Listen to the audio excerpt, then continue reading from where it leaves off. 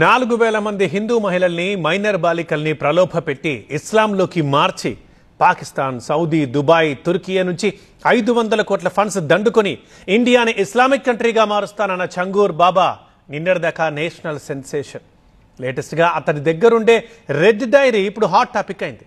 ముఖ్యంగా పొలిటికల్గా టెన్షన్లు రేపుతోంది. అసలు ఇంతకీ ఏముందా రెడ్ డైరీలో? చంగూర్ బాబా కేర్ ఆఫ్ ఉత్తరప్రదేశ్లోని బలరాంపూర్. పేరుకే బాబా, కానీ చేసేది మాత్రం చీకటి దందా.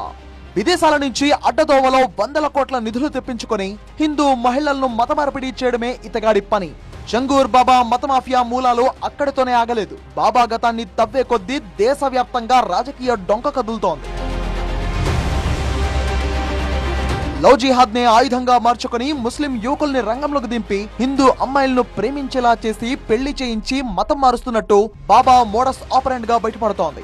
ఇందుకోసం చంగూర్ బాబా ముస్లిం యువకులకు లక్షల్లో డబ్బులు ఇచ్చినట్టుగా విచారణలో తేలింది. మిడిల్ ఈస్ట్ లోని అరబ్ దేశాల నుంచి 100 కోట్లలో డబ్బులు రావడాన్ని సీరియస్ గా తీసుకున్న UP anti terrorist squad, ATS, NIA, ED ఇలా అన్ని కలిసి దర్యాప్తును ముమ్మరం చేశాయి. అయితే ఈ క్రమంలో ఫోకస్ లోకి వచ్చిందే ఈ చంగూర్ బాబా రెడ్ డైరీ.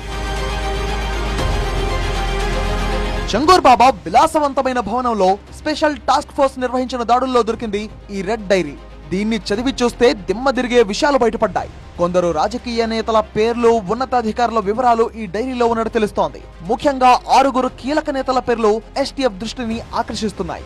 2022 యూపీ అసెంబ్లీ ఎన్నికల సమయంలో వీళ్లందరూ చంగూర్ బాబా నుంచి ఆర్థిక సాయం పొందినట్టుగా గతంలో ఆరోపణలున్నాయి.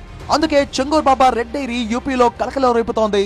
దేశవ్యాప్తంగా పొలిటికల్ కాక పుట్టిస్తోంది.